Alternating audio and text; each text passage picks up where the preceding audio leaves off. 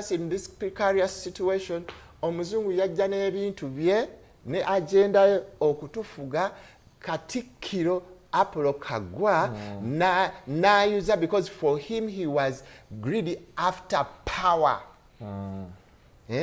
Essaawa eno tukubwa mukukubwa gundi byaleetebwa Hamu Mukasa bwe yakonivinga the British to break the Buganda army yali Katikkiro. So is your first question, that is it. It can happen. If you have a greedy Katikkiro who is after, if you have a greedy Katikkiro, Katikkiro ng'ayagala kubafuga, ng'ayagala ye yabafuka kabaka, obanga Katikkiro alina ennugu ku kabaka. The truth is, Apollo Kagwa had a nugu ku Daudi Chwa. And the other truth is, Hamu Mukasa had also a nugu. Because Gundi Apollo Kagwa yateeka secretary we, kuba ekintu n'ateeka secretary we as the Katikkiro ye ng'avuddewo. And ye Gundi yalina ennugu. He thought, because for him he's a prince with royal blood from Ankole, ababensedede, but royals of Ankole. So he thought he could rule Buganda. Apollo. Tajeti yali yakufuga Buganda. Naye abazungu bamala omukozesa ne bamudampinga. Era he died a very, very disappointed fellow. But yali ayagala Apollo Kagwa yayuza Obuganda. Now, if kyali kikopo ky'amata, Apollo Kagwa yagattamu ekikopo kirala eky'amazzi. Now, mu kikopo ekyo eky'amazzi ekiteekeddwamu tampeke endala, Hamu Mukasa yayiwamu tampeke endala. Kati amazzi age bayita Buganda gali so dilute nti kati ne bosulamu ettondo ogalaba ettondo nga litambula. Have you seen that analogy? Yes, that is what is happening in Buganda. Nti Charles Peter Mayiga, whatever mistake he makes, the water is so dilute that it's so apparent. Oba kiyuza nnyo. Does that explain the backlash he's getting? Yes, the backlash he's getting is why, if things were straight, why do you have to explain yourself? Katuwanjulire Fresh Chat bakufulu mukola ebyokunywa ebya buli kika omuli juice n'ebika bya juice byonna bye wali owuliddeko kyayo wa buli kika ku mikolo basala fruits ez'omulembe ate nga nnyonjo bakola juice alimu simoko bakola ekifaananyi ky'omugole mu bibala ekitaabangawo abalala kye batasobola bakola ku buli kika kya mukolo omuli introduction okwanjula embaga baby shower birthday okukyala okubatiza bakola ne delivery bw'oba weetaaze bakola ice cream owa buli kika strawberry vanilla, banana. Bafune ku Instagram ku Fresh Chat at 4, ku Facebook Fresh Chat. Ku simu 0707 nyanya 770 oba 0782 555 582. And Fresh Chat, fresh at its best. Shukra Herbal Solutions ekatwe abakugu mu kujjanjaba endwadde ez'enjawulo nga tukozesa eddagala ly'obutonde kwatawanyizibwa ulcers, ekigalanga oba ebizimba jangu ofuna obujjanjabi ate gwe wa syphilis oba muyite kabootongo dduka misinde kubanga wano ku Shukra tumujjanjaba n'awonera ddala. Naawe ataggwako infections tukuwa infection pills ku bbeeyi ensaamusaamu. Omukyala nga tozaala tulina eddagala erisembeza amagi ne tube cleanser ng'eno eyoza mu nseke. Oyagala mazzi agamansuka oba gana agaseerera jangu weefunire ka More Squat ne ka Water Flow n'okusalwako omugambo nti akulozaako yadduka. Koka 3-in-1 kayitiridde anti kawomya supu ne kamufunza ate ne kamubugumya byonna mu lunywa lumu. Naawe ataafuna mukisa kukyalira nsiko weekwate ka pulling gel ka Shukra ate nga tulina n'akasenge ku ttabi lyaffe ekatwe basenga abakugu bwe banaakuyambira mu nsonga z'okusika. Ate gwe ayagala okugejjesa bbiini obeere ne kinambaale bwaguuga tulina clit oil ekuwa size eyo yennyini gy'onoonyeza ebbanga. Gwe omwami ayagala okulwa mu kisaawe tetukusuuliridde, twakukoledde ka jab ointment nga kano naawe yakozesaako enkola y'okwematiza oba giyite masturbation kajja kukolera oddeku original. Oyagala kusala mugejjo naye ng'obudde bwa jimu tobulina, jangu tukuwe slimming tea. Naawe ayagala okugejjamu, tulina weight gain products ez'enjawulo ezigenda okukyusa endabikaayo. By'osiba bikutuka oba bandoga wagifuula ng'ombe wuwo, tulina lac powder ne kyambuluzi agoba ebisiraani n'ebyokoola ebisibya emirimu gyo. Gw'alina omwagalwa eyakubulako, jangu tukuwe Caritan oil ajja kudda zambiro. Ate gw'ataweebwa, jangu tukuwe kamuweebwa extra olikomawo kwebaza. Tutunda kamu ate nga tusuubuza n'okusuubuza. Gw'atwetaaze tukubire ku noti 751 84 43 14 oba ku WhatsApp ku noti 777 74 85 73 ne ku noti 744 85 68 77. Shukra Pure Herbal Solutions.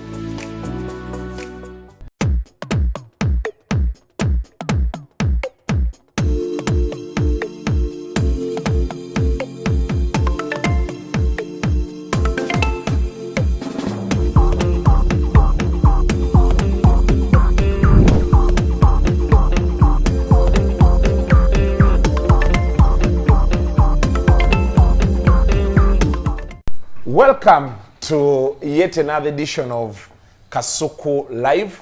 Tusinzidde wano salama olunaku olwaleero.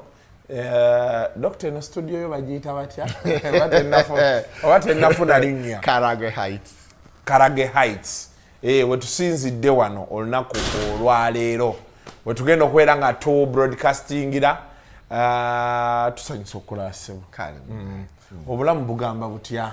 Mbadde ndi mulwadde naye I'll be okay. That's bad. So you're getting better? Yes, but I have to go to hospital today. Olumaliriza wano ngenda mu ddwaliro. Wow. It's always a pleasure having you around. Yes. Abantu bajja ne bayiga ebintu bingi kati olunaku olwaleero. Nja kusooka kukola disclaimer nina abantu bamaye abangamba nti Kasuku oluusi ebintu ebibeera nga bya PG tugambe tukole ki. So there is a PG. Abaana abali biro 18 mubajje ku TV. Abali biro 18 kuba kati ffe wano mu Uganda 18 ye age of consent.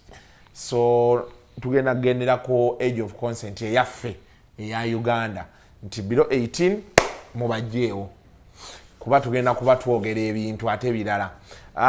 Dr. Kironde ye director, CEO, owner Dino Dental bali wali Katwe. Yes sir. Ekizimbe bakiyita batya? Delta House. So bwanga basangawo gwe ayina ensonga zonna ezikwatagana ne wano akamwa. Sebebe babitugana. We are not supposed to advertise. Advertising. Sorry. Okay. But you're doing a good job. But why don't they want doctors to advertise? So how does someone get to know omuntu it is your good works that are supposed to advertise you. Or you teach. Nesi kugamba ebintu byonna ebyakamwa gende wakirode wakabi awo obo advertising. Wero advertising. Wow.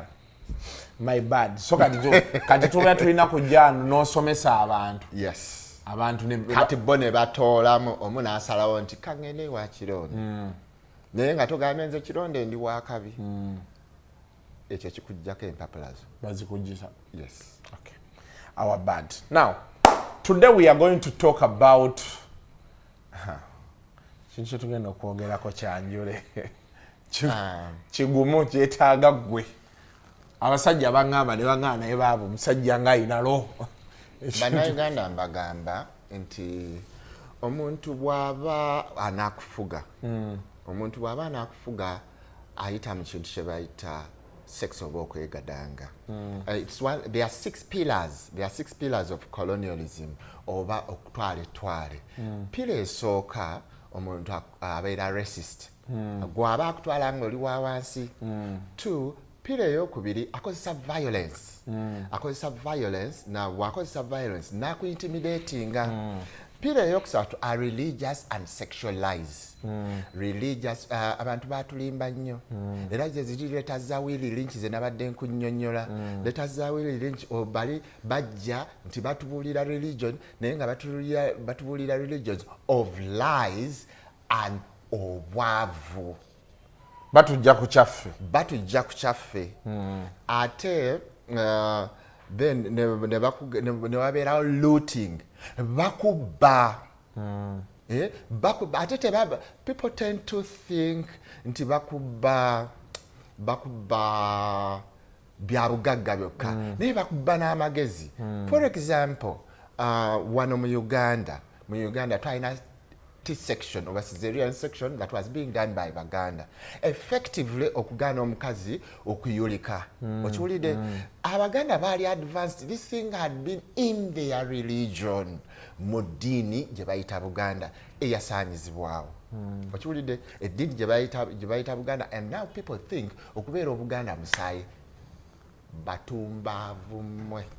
Obuganda are a collections of people of everywhere abajjanga mu Buganda. Kati batujjako ekintu kya T-section ne bakitwala ewaabwe ne bakiglorifying nti be bakikola, but that was intellectual looting. Now in the same sense, omuzungu in breaking our families, in the man being able to not control his family. Bafuba nnyo okulaba nti bamujjako enzina entuufu. Chobola, I can comfortably say 90% of Ugandan males do not know how to fuck. Tebamanyi zina. Lwaki nange nali ndowooza mmanyi zina naye nga simanyi. Okiwudde nga ngenda which was bullshit. Okiwulidde nga ngenda nkozesa akamwa kange which was full of infections to try to please the clitoris. Naye nga I didn't know. Kati Mwami Kasuku batujjako T-section ne batujjako ne ability eya the black man to fuck well. Kati fene tukope ebyabwe. What are the results? Tunuulira. Essaawa eno abakazi babajjako T-section. Ne babagamba ebyo byonna bibi biki. Naye ne bagenda ne bagideveloping ewaabwe. Okiwulidde? Kati essaawa eno abakazi bafiira mu malwaliro. Abakazi bafa nga batambula bagenda mu malwaliro. That is how a colonialist can be. Akujjako ekikyo n'aleeta ekikye nga mu kikye agenda kufunamu infections abantu ze bafuna mu malwaliro nyingi nnyo, naye nga traditional birth attendants they had less mortality then than now. Kati ekyo kye baatwa kirungi. Now look at our families. Essaawa eno we can no longer control our families. Abasajja omukazi bagamba nti omukazi ankuula. Omukazi akuula, omukazi ayomba. These are the biggest complaints. Omukazi ankuula, omukazi ayomba. Trust me. Omukazi anfuga. Trust me. Tomanyi zina.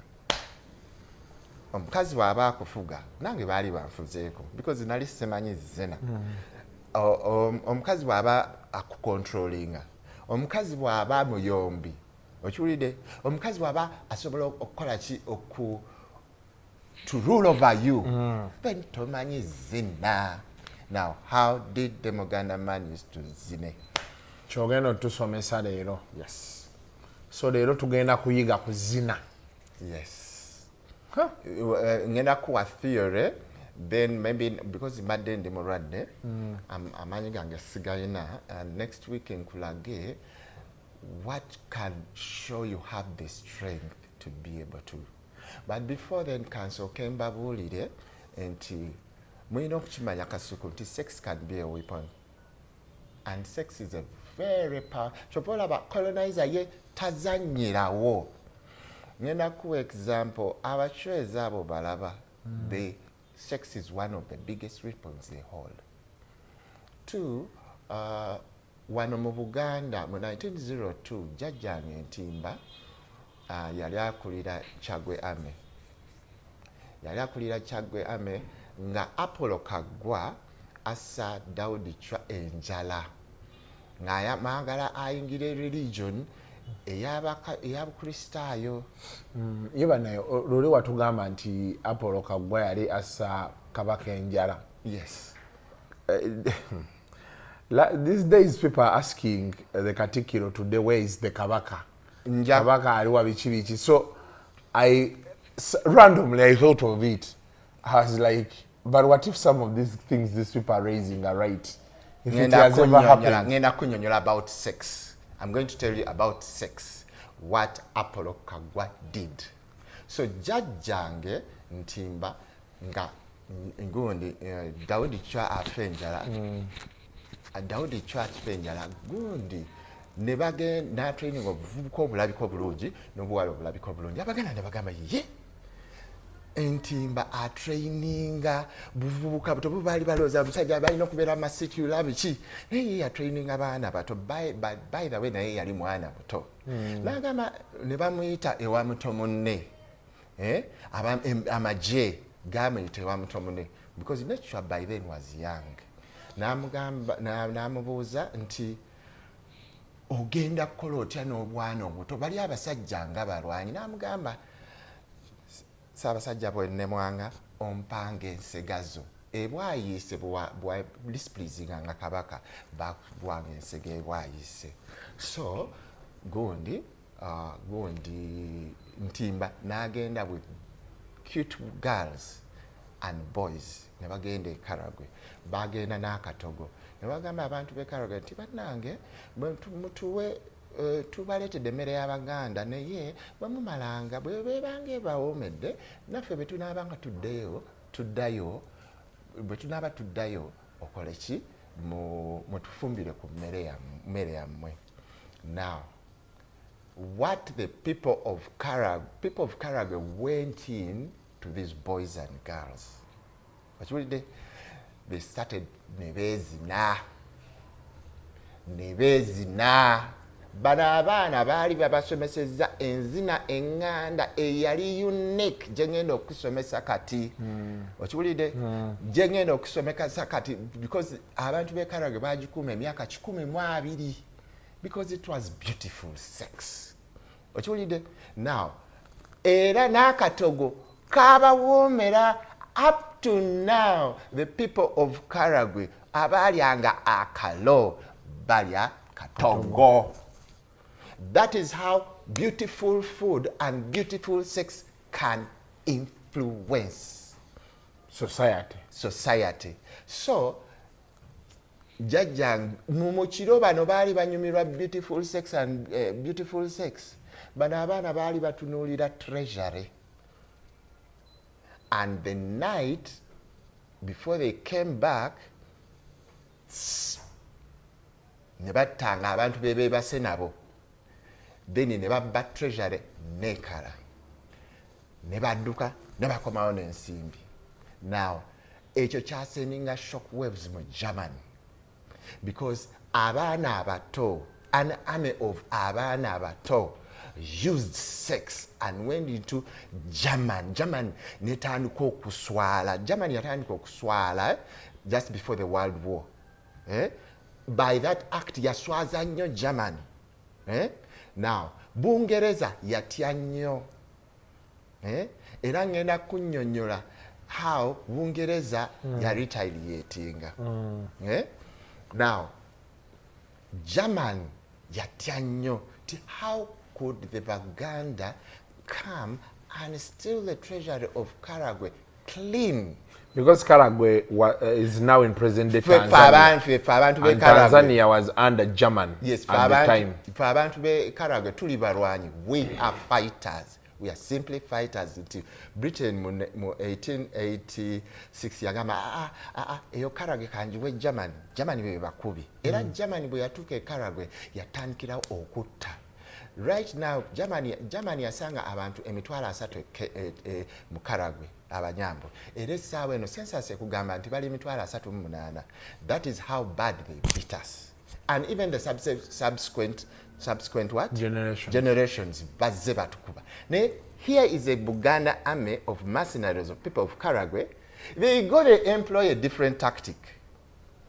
Ne babakuba, ne babago clean. So it was sex and food. It was sex and food. And the knife. Yes.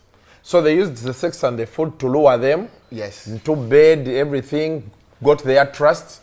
Yes. Then on that fateful day they are supposed to move. Ne babajjako emitwe. Ekiro, ne babajjako emitwe. Ne badduka, ne badde Uganda n'ensimbi. So, Ntimba bw'atuuka mu palace, olyamu bagamba, Nsegawu yazze, erinnya lya Nsegawu eryajja. Era bw'oba oyagala to find more about that story, genda Namawojjolo mu Nkoko obuuze ewa Nsega omugagga, bajja kutwala we bamuziika, ab'ekyalo bakunyumiza story. Bagiina. I don't have to repeat that. Now, Apollo Kagwa yajjawo religion y'Abaganda. Abaganda nti osobola okgenda ewa Nyatworo, Nyatworo n'akulabikira n'akugamba obuvo bwo buli bwe buti, oba ekkatala lyo liri bwe buti, because omusajja yo bloodline yo esalawo kinene oba obujjajjaabo busalawo kinene kyolibeera in tandem with obujjajjaabo nekyokola, you can become successful. Chovola essaawa eno abantu tebali successful because they go into any job because gundi mugagga. Okiwulidde?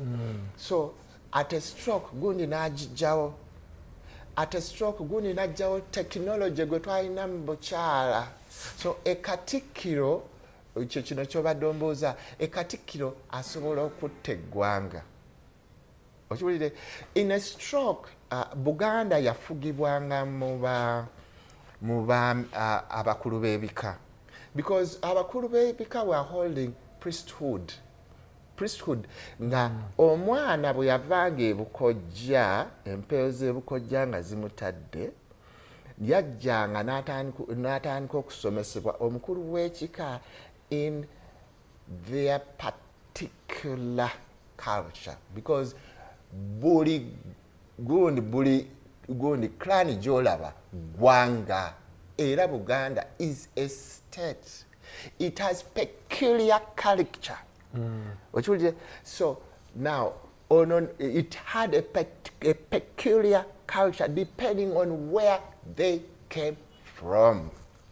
Kati essaawa eno mwenna mukola ekintu kyekimu. Kozi goweddira ki? Lugave. Lugave, who has no blood of being a king, agenda keera kumakya atuule mu ssabo asawule ow'enseenene, ow'emmamba n'ow'engabi, who are actually royals. Okiwulidde? Obwo buba buyita butya? Eryo liba ddogo, because gwe olina okwagala ssente z'abali kikyokola okwata ddogo bawunze bakole empewo egiwunze ereme kubatawaanya, and bafunamu emirembe nga bagamba ekyo tukikoze eki tukimaze kyokka suku. Yes, Katikkiro nga tetunnabagenda mu gundi eno, Katikkiro Apollo Kagwa yajjawo the Buganda religion, yajjawo the Buganda sex, yajjawo the tenets on which Buganda had been successful for 600 years. Yajjamu abatakampuzi. Ate mu 1938 nga aba British banoonya okwabuluza Buganda Army, baagala okwabuluza Buganda Army eyagenda e Karagwe n'ekuba. Kamu Mukasa yegatta ne Kisosonkole ne badangolinga the daughters of Kisosonkole over Mutesa, Mutesa Bambi didn't know that these people were playing politics. Ne bawamba ettaka lya Ntimba because Chwa yali awadde Ntimba from Mukono town to Sezibwa. To Sezibwa era ettaka ero nga lirimu abamaje who had been settled. Now, Hamu Mukasa n'agaba ettaka eryo n'alyegabira mu makati ge n'Ekisosonkole. Era Hamu Mukasa family eri Mukono awo. Yes. Y'amaanyi. N'Ekisosonkole olutalo the Chagwe army that in 1902 had gone and stolen the money to save the army because Abaganda, because in 1900 Mugundi bwe yagaba ettaka. Gundi sa Apollo Kagwa bwe yagaba ettaka. Abaganda babajjako ettaka, Abaganda ne bagaana okuwachwa emmere n'amagye. So the expedition yagenda e Karagwe Yeba savinga. Ya savinga amagye. So in 1938, the British used Hamu Mukasa to break the Buganda army. Ontegedde. Kutegedde. Nga babajjeko Ettaka lye baabawa. Chwa lye yali abawadde. Okiraba? Nkiraba. Era Nsega gwe baatyamu abaana ba Nsega ne basitula Daudi Kagolo Kajubi, Ibrahim Sewanyana ne Ruzige ne basalawo okulidinga the army because by then Gundi Ntimba yagamba sigenda lwana, but I'm just going to put my weapons down. But abaana ne bagamba tugenda lwana.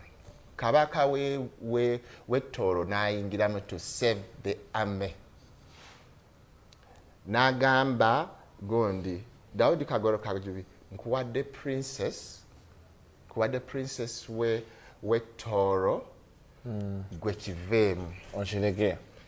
Ibrahim Sewanyana ogenda kubeera ng'okulira lands era gwogenda kubeera clerk to lands era gwogenda okutereka ekiraamo kya Muteesa. Gondi Luzige ogenda kubeera a clerk mu Buganda even before Muteesa became king in 1939. Those men had got that thing. Ne babagamba ettaka ly'e Mukono mulite. What were the results? Daudi Chwa felt so bad that omuntu gwe batta naye omukago bamuswaziza and using his son. He went into depression and in 1939 he was dead. Ngamba nti Katikkiro tasobola kutta Kabaka. Ngamba nti Katikkiro tasobola kutta Kabaka. It's just about knowing the weakness. Buganda army then abanyambo oba abantu be Karagwe abali mu the mercenary army ne batuula ne bagamba tubikoye.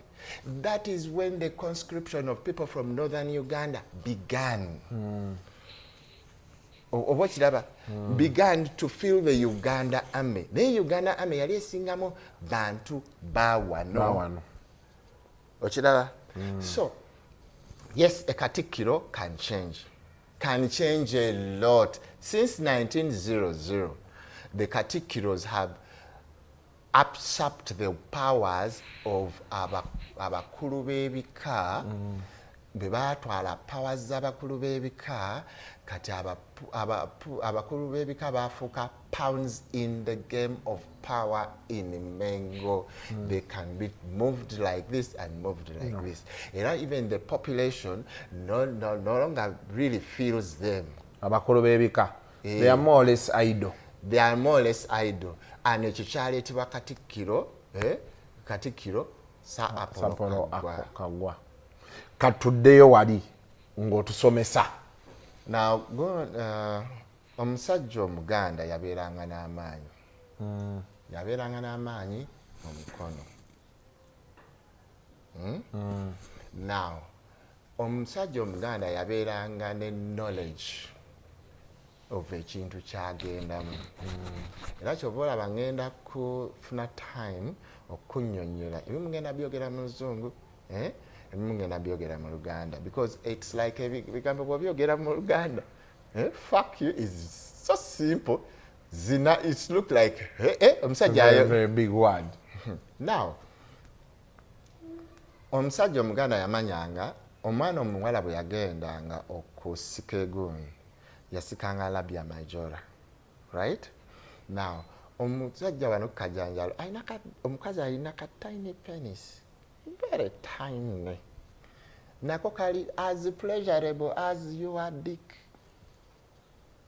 Era omuntu akola oral sex ako kanoonya people who know how to do it well, akantu concentrating ono era akuba akachabali era waayita. It is pleasurable if it's erect and you're moving over it. Now emabega bino tugambe biri wana awazimbye. This is the vagina. Emabega wano waliwo G-spot, which has a concentration of nerve endings. Now era ne vaginal wall erina less numbers, but it's also pleasurable.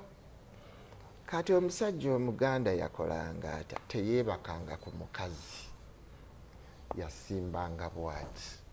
Era next week nja kukolera exercises that I think can bring you back. Agenda atambula bwati,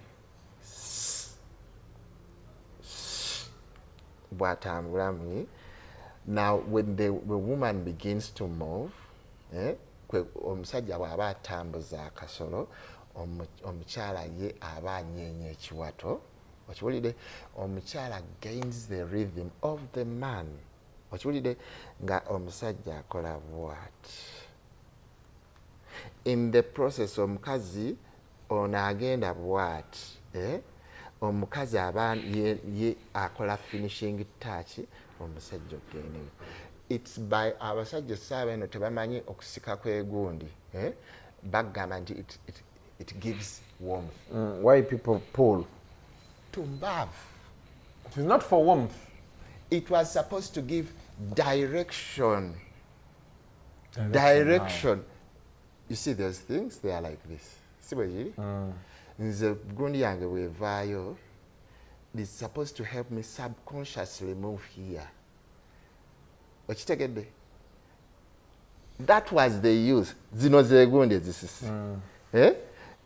When they erect, they become, in erection they are supposed to subconsciously help me move just on the clitoris. So you don't go all of you inside. Is that what you're saying? At one point in time, you are on top doing what oral sex does.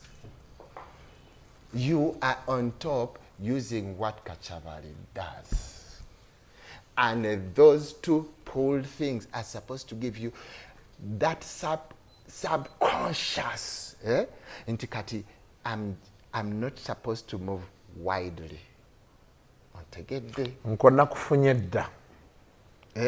Naye essaawa eno bw'obuuza omusajja Omuganda oba omukazi Omuganda tekikola ki kiwa ebbugumu sire.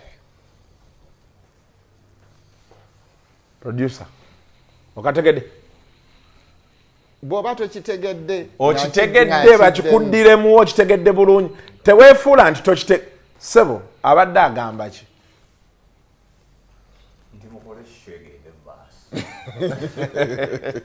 Okiwulire Kasuku? Now, in moving inside the vagina, it has a certain feeling.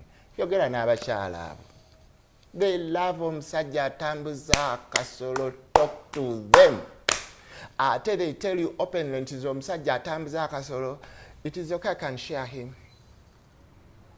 Yes, they will share that man. They will comfortably share a man amanyi okutambuza akasolo n'omusajja alina ssente ze. Those women. Abakazi mujje wano mukyogere mu nyambe mukakase Kasuku ono. They will comfortably share a man who knows sex, period. Because the truth is many of us don't know. And what has put us in this precarious situation, omuzungu yajja n'ebintu bye ne agenda ye okutufuga Katikkiro Apollo Kagwa na user, because for him he was greedy after power. Essaawa eno tukubwa mukukubwa gundi byaleetebwa Hamu Mukasa bwe yakonivinga the British to break the Buganda army yali Katikkiro.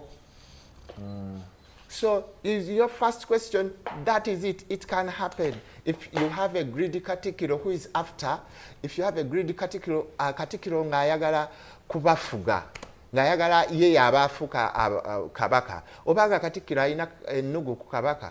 The truth is, Apollo Kagwa had ennugu ku Daudi Chwa. And the other truth is, Hamu Mukasa had also a nugu. Because Gundi Apollo Kagwa yateeka secretary we kuba ekintu n'ateeka secretary we as the Katikkiro ye ng'avuddewo. And ye Gundi yalina ennugu.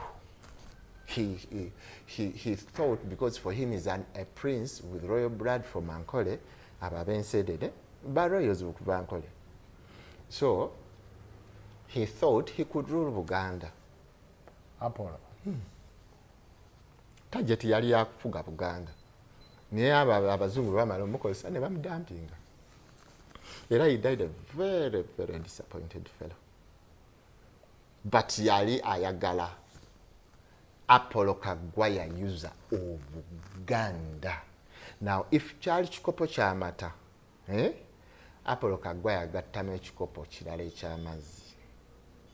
Now, mu kikopo ekyo eky'amazzi ekiteekeddwamu tampeke endala, Hamu Mukasa yayiwamu tampeke endala. Kati amazzi ge bayita Buganda gali so dilute nti kati ne bw'osuulamu ettondo ogalaba ettondo nga litambula. Have you seen that analogy? Yes, that is what is happening in Buganda. Nti Charles Peter Mayiga, whatever mistake he makes, the water is so dilute that it's so apparent. Oba kiyuza nnyo. Does that explain the backlash he's getting? Yes, the backlash he's getting is why, if things were straight, why do you have to explain yourself? But you if things were straight, why does he have to explain himself? Ngenda kugamba omuntu akugamba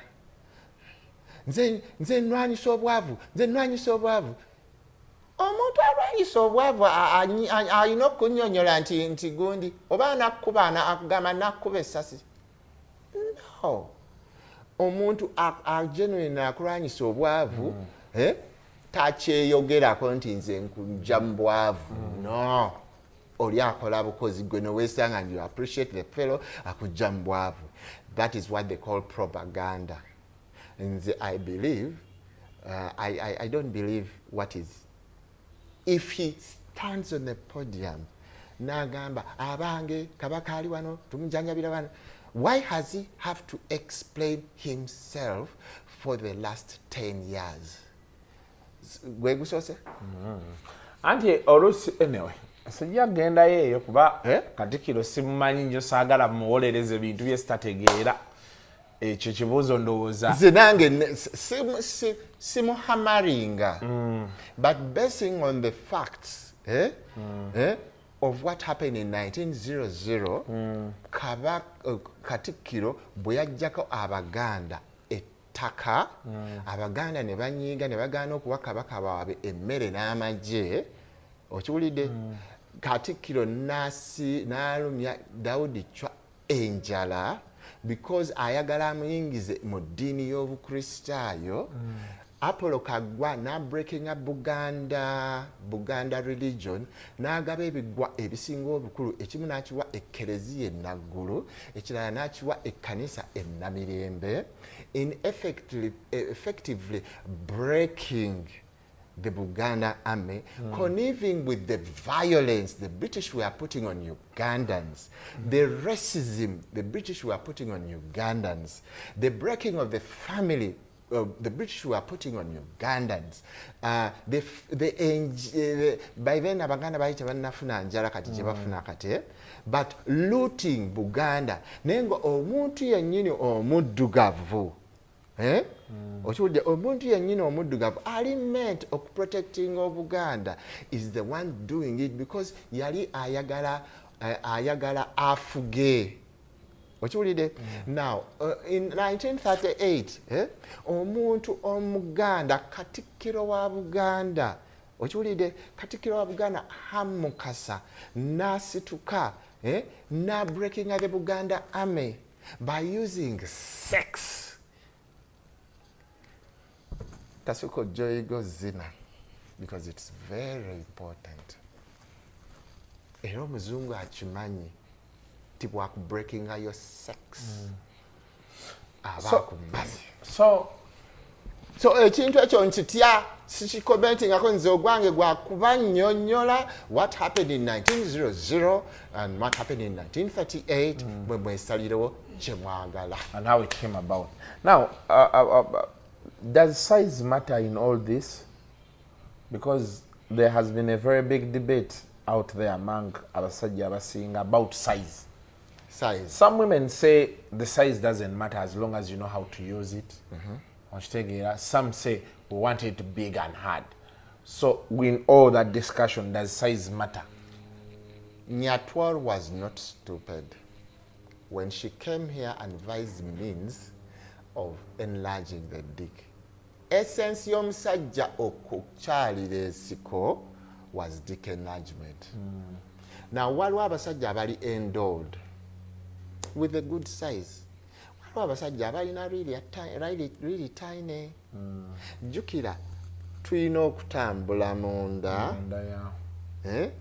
basing on the fact that awantu wano wakulu omusajja alina ka tiny dick bw'aba azanyisizza ekintu akantu ke bulungi wana factor eno nkulu outside naye we butuuka eri munda abeera at a disadvantage. So kyekiri omukazi kyagamba if the man knows how to do his game well, but omusajja ali well endowed, there is that pleasure of moving around the vaginal walls, and it needs length. Chovolaba obwana at 8 years yagendanga ne batandika okumuteekako Abaganda bakozesanga magejjo.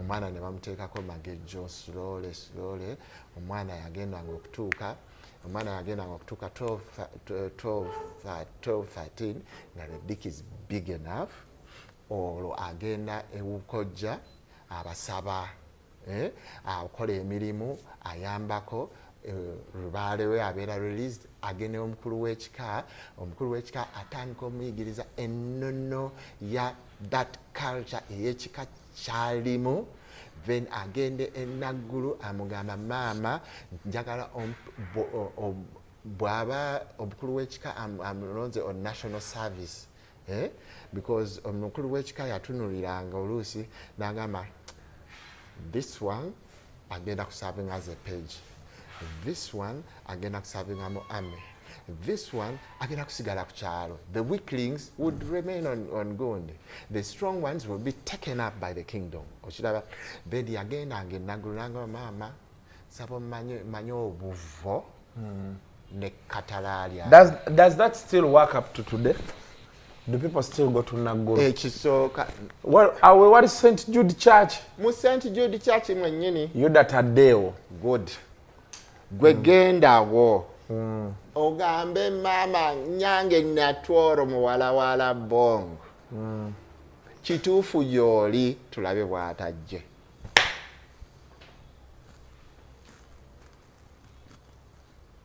I am telling you about engeri abantu gye babuuzaabuuza bannaabwe, because for us our God is real.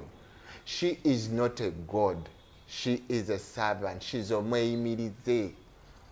The problem is after 1900 baatubuzaabuza Abaganda edda babeeranga ne Katonda waabwe eggulu. And they used to look for their God. These were their servants. Bolina chichusa nga bwe bakyusa ne bagamba maama wa Kato Kimera ye Wanyana. Tunuulira ebitabo by'Abaganda byonna bagamba nti maama wa Kato Kimera ye Wanyana, but she's Nyatwaro, the daughter of Labong, because he's the brother of Kidi Mpuuga of Bunyoro. Lwaki Abanyoro bagamba Nyatwaro ye maama wa Gondi, ye maama wa Kidi Mpuuga, ate nga Abaganda bagamba ye Wanyana? That is bullshit. That was said by Apollo Kagwa abajje ku kyammwe. Okiwulidde? Abakulu b'ekika were actually priests. Nga bamanyi ennono to the deep. That's how, you know, abakulu b'ekika yandibadde agenda enaggulu omukazi amulagire abeeko kyakola bayita basawo Baganda be bakola ennono zaabwe. Beba priests. Owaye bamutumya nabo walaji eyo. Nina omukulu w'ekika actually tunasema oba mu governor waliyo yani etali Afriga eno eyakaggwa bataleetera muyimbi. Waliwo Afriga eri gye nagendamu nali n'abakulu b'ekika babiri nga tunywa walaji ne banga akasuku. Totukwata video jako video tunywe walaji kati kasuku. Naye abasajja abakulu naye abakulu b'ebika ennaku zino babaamu nakasente kaabwe bagula ebyokunywa nali nabo. Naye nze ku bakulu b'ebika ab'edda bano basajja baavu nnyo. They have no power because the other people had the wealth. Mistake gye baakola abakulu b'ekika mu 1900 baakunga abantu obutawa gundi mmere to the army and Kabaka. Because gundi, you know, the Kabaka ship which was being controlled by Apollo Kagwa. Nze kye nali mbagamba baani badde bagamba Abaganda bagende mu war. That was then when they had to go to war. So the bakabukulu b'ekika aba 1900 n'abaleero abaleero simanyi ndeka kasuku abaleero, because I think they are paper tigers. What can they do? Nothing. Naye nze mbagamba omukulu w'ekika genda enaggulu mu St. Jude Church. Ezo embugo zo zireke obuteesitaza bakatuliki bali abaawamba ekintu kyammwe ate be bannannyini kyo essaawa eno. Tofaanana mu Isirairi akeera after 200 years n'agamba nze nannyini wa Jerusalem. No, gwe tokola bwotyo, gwe genda onoonye ekintu kyo mu ngoye zaabwe. Gendayo buuza Kironde bye yayogera bituufu olabe. Anyway, it's always a pleasure having these discussions with you. Waliwo omwami omulala gottera onyumya naye ensonga zino bamuyita Shaka Mayanja. Oyinza okuba tomumanyi, mutabani wa omugenzi Joash Mayanja Nkanje. Yaliko prime minister wa Buganda. Eyakweka Ddamula nga Kabaka Muteesa amaze okufa.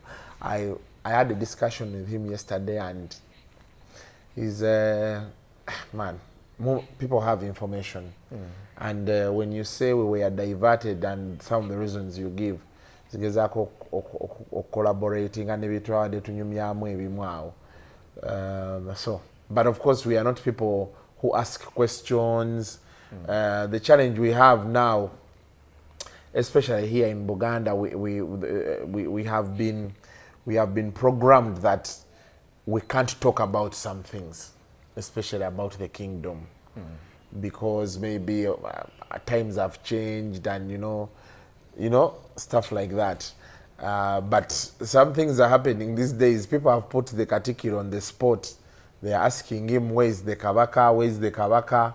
and I think last week he had to come out and mu lukiiko n'abamu ku lukiiko nga bamubuuza Kabaka aliwa nabyo omukulu wa Kampala University professor ng'agamba nti ffe Kabaka gyali bw'otubuulirayo ffe tulina ssente zaffe tusobola olinnya ne tugenda ne tumulabako n'ebisigadde. So I think things are beginning to change a bit.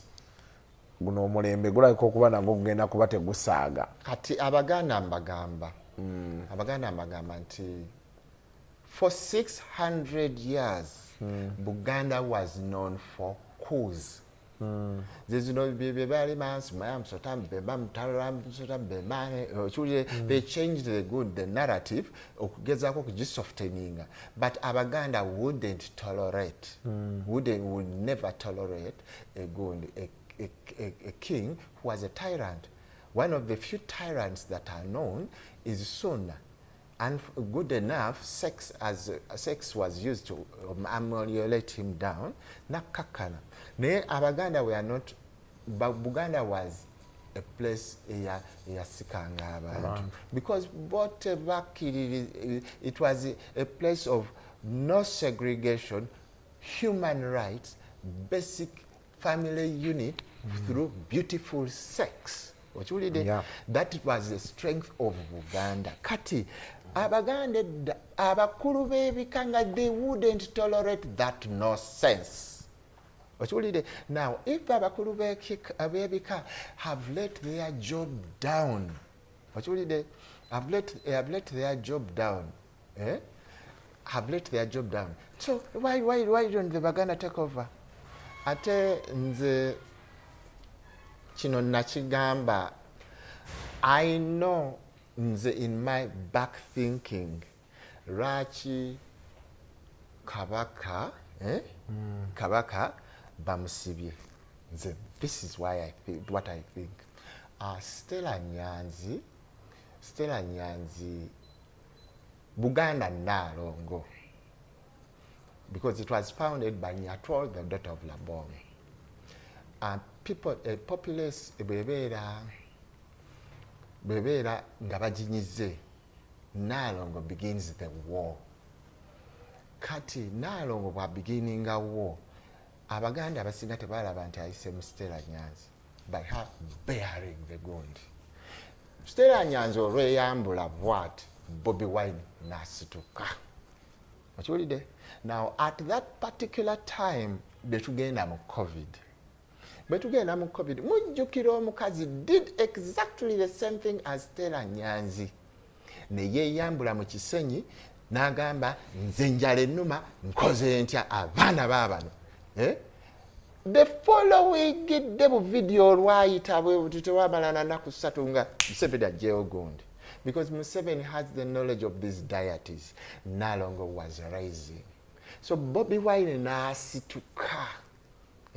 Continued kusituka. Now, mukusituka, akalulu kaba kagwa, gundi Charles Peter Mayiga natwala Museveni e Banda. Because Museveni cannot go to Banda without going through the category. Because that is the protocol. Now, what was the effect? Museveni yali amaze okusamira lubaale w'abensenene Salongo. Because he was sitting in Salongo, ekigudi kya Salongo, n'agenda ew'omuntu atudde mu ntebe ya Nalongo. In the effect, Nalongo nakakana. Nalongo bwakakana, yakakana differently. Bwe yadda n'atandika okukuba Bobi Wine. So you can see Bobi Wine is just going down the slope. Go to know the police Bobi Wine. He's losing out. Now, Kabaka, people started veiling him. But what did they? Ojukira kana kavubuka ka pressure. Now, I believe waliwo mugezi, because the Nalongo was expecting the king to stand his ground. I think waliwo mugezi ali kumpi kwa Kabaka eyamugamba gundi tunulire empewo kati ekkuba. Okiwulire, because akaana ko kakamba nga nze empewo zinkukoze ki empewo ze zininye okiraba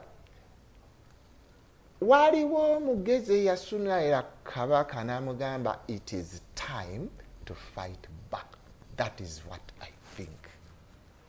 Sikina concrete evidence naye gwe look at this. So bano in rushing bakola mistake. And trust me tebajja muwangula. If he has decided to stand his ground. Kabaka bw'aba alina ground gy'astandinze essaawa eno musaba alemereko tebajja muwangula because tebasobola kuwangula nyatwolo tebasobola nkiddemu tokiddamu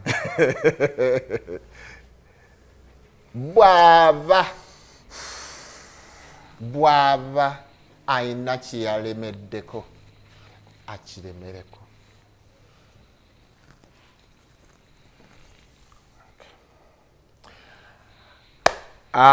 Ebirowoozo bye muwulidde si byange oba Kasuku Live, ebirowoozo bya Ssekinnoomu bya Dr. Kironde. Bajja babimbuuze. Until next time, mubeere bulungi, mweraba.